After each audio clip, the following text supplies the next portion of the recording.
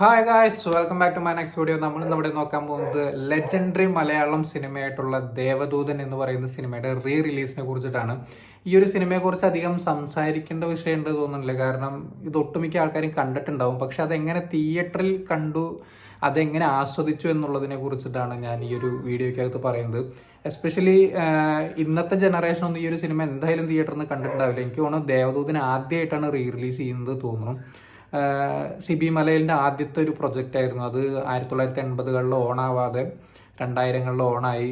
ആ ഒരു വർഷത്തെ ഏറ്റവും വലിയ എന്താ പറയുക, മോഹൻലാലിന്റെ സ്റ്റാർഡത്തിൽ നിൽക്കുന്ന സമയത്ത്, ഒരു ആക്ഷൻ ഹീറോ പരിവേഷത്തിൽ നിൽക്കുന്ന സമയത്ത് ഇറങ്ങിയിട്ടുള്ള ഒരു സിനിമ. പക്ഷെ അൺഫോർച്ചുനേറ്റ്ലി ഈ ഒരു സിനിമ പ്രേക്ഷകർ സ്വീകരിക്കാതെ പോയി എന്നുള്ളതാണ് എൻ്റെ ഒരു അറിവ്. പക്ഷെ എൻ്റെ ഏട്ടനൊക്കെ പറഞ്ഞു കേട്ടിട്ടുള്ള ഒരു അറിവ് എന്താണെന്ന് വെച്ചാൽ, എ ക്ലാസ് തിയേറ്ററുകളിൽ ഈ ഒരു സിനിമ പരാജയവും തുടർന്ന് ബി ക്ലാസ് തിയേറ്ററുകളിൽ ഈ ഒരു സിനിമ അത്യാവശ്യം നല്ല രീതിയിൽ ഓടി എന്നുള്ളതൊക്കെയാണ് ഞാൻ അറിഞ്ഞിട്ടുള്ളത്. എങ്ങനെയാണ് സത്യാവസ്ഥ എന്ന് എനിക്കറിയില്ല. പക്ഷെ ഈ ഒരു സിനിമ റിലീസ് ചെയ്യപ്പെടുമ്പോൾ അതിൻ്റെ വിഷ്വലിൽ വന്നിട്ടുള്ള മാറ്റം, അതായത് 4K വിഷ്വലിലും അതുപോലെ ഡോൾബി അറ്റ്മോസ് സൗണ്ടിലൊക്കെയാണ് ഈ ഒരു സിനിമ റിലീസ് ചെയ്തിട്ടുള്ളത്. ഒരുപാട് ഇന്റർവ്യൂസ് ഈ ഒരു സിനിമ ഇറങ്ങുന്നതിന് മുമ്പ് തന്നെ ഈ ഒരു സിനിമ എടുത്തതിൻ്റെ കഷ്ടപ്പാടുകൾ, ഈ ഒരു സിനിമയുടെ ബാക്ക്ഗ്രൗണ്ട് സ്റ്റോറീസ് ഒക്കെ പറയുന്ന ഒരുപാട് ഇന്റർവ്യൂസ് ഉണ്ട്.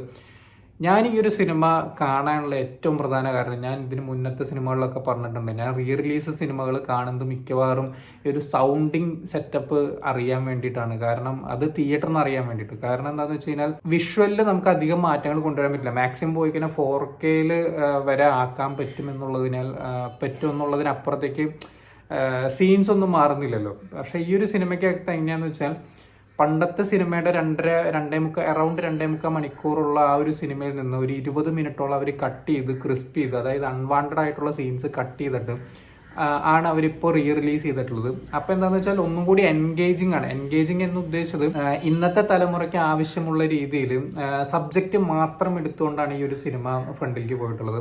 പക്ഷെ എന്നെ സംബന്ധിച്ചിടത്തോളം പഴയ പ്രിന്റ്, അതായത് 2.25 മണിക്കൂറിനടുത്ത് 2 മണിക്കൂർ 38 മിനിറ്റുള്ള ആ ഒരു പ്രിന്റ്, അതാണ് എനിക്ക് ഏറ്റവും ഇഷ്ടപ്പെട്ടത്. കാരണം ഈ ഒരു സിനിമയ്ക്ക് ഒരു ഒഴുക്കുണ്ടായിരുന്നു ആ ഒരു സമയത്ത് കാണുമ്പോൾ. അതായത് മോഹൻലാൽ ഈ ഒരു സംഭവത്തിന് ഇറങ്ങി തുനിയുന്നതും ഒരു സാധനം കണ്ടുപിടിക്കാൻ പോകുന്നതൊക്കെ കാണാൻ നല്ല രസമുണ്ടായിരുന്നു. ഇതിൽ കുറേ കാര്യങ്ങൾ കട്ട് ചെയ്തിട്ടൊക്കെ വന്ന സമയത്ത് പെട്ടെന്ന് നമുക്ക് അറിയുന്നുണ്ട് ജമ്പ് ചെയ്ത് പോകുന്നത്.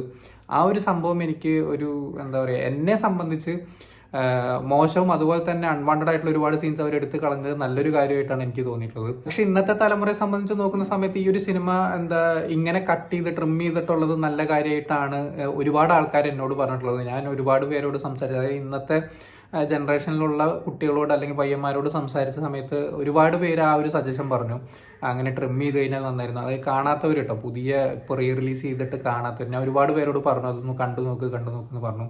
അപ്പോൾ ഒരുപാട് പേര് പറഞ്ഞതും ഇതുപോലെ കട്ട് ചെയ്തിട്ട് ഇറക്കിയിട്ടുണ്ടെങ്കിൽ നല്ലതാണെന്ന് പറഞ്ഞു. അതേപോലെ തന്നെയാണ് അവർ ഇറക്കിയിട്ടുള്ളത്. ഒരുപാട് സാധനങ്ങൾ, അൺവാണ്ടഡ് ആയിട്ടുള്ള ഒരുപാട് സാധനങ്ങൾ കട്ട് ചെയ്ത്.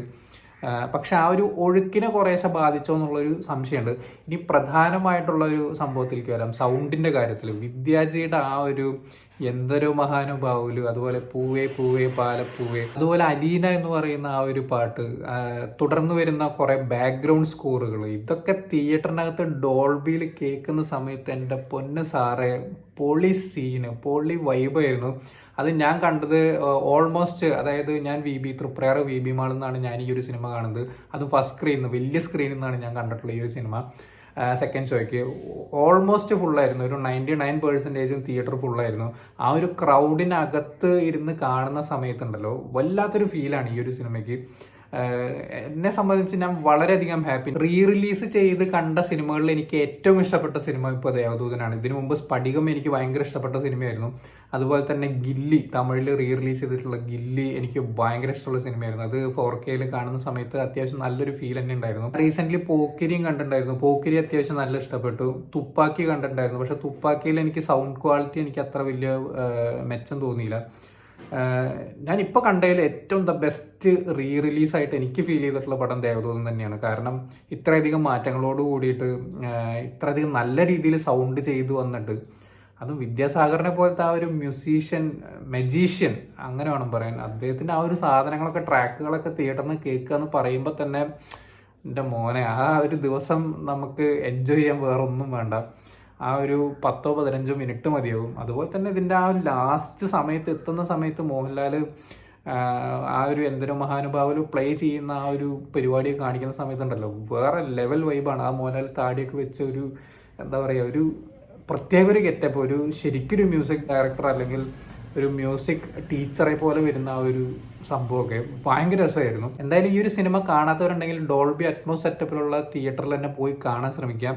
എനിക്ക് തോന്നുന്നു എസ്പെഷ്യലി ആ ഒരു ജനറേഷനിലുള്ള ആൾക്കാർ എന്തായാലും ഇപ്രാവശ്യം വീണ്ടും, അതായത് പണ്ടിറങ്ങിയിട്ടുള്ള ആ ഒരു സമയത്തുണ്ടായിരുന്ന ഒരു യങ്സ്റ്റേഴ്സൊക്കെ ഇപ്പോൾ എന്തായാലും ഒരു 35-40 വയസ്സൊക്കെ ഉണ്ടാവും. അവരെ സംബന്ധിച്ച് എന്തായാലും ഇത് റീ റിലീസ് ചെയ്യുന്ന സമയത്ത് 4K വരുന്ന സമയത്ത് അവരെന്തായാലും പോയി കാണും തന്നെയാണ് എനിക്ക് തോന്നുന്നത്. ഇപ്പോൾ 56 സ്ക്രീനിൽ ഇറക്കിയിട്ട് ഇപ്പോൾ വേൾഡ് വൈഡ് 200 സ്ക്രീനിലധികം ഈ ഒരു സിനിമ ഇപ്പോൾ കളിക്കുന്നുണ്ട് എന്ന് പറഞ്ഞാൽ എനിക്ക് വളരെയധികം സന്തോഷമുണ്ട്. അതുപോലെ തന്നെ ഇതിൻ്റെ ആ സമയത്തുണ്ടായിരുന്ന സാമ്പത്തിക നഷ്ടം അത് വളരെ വിഷമിപ്പിക്കുന്നതായിരിക്കും എന്ന് എനിക്ക് തോന്നുന്നു. അതെന്തായാലും ഈ ഒരു റീ റിലീസിൽ കൂടെ മാറിക്കിട്ടട്ടെ എന്ന് ഞാൻ ആഗ്രഹിക്കുകയാണ്.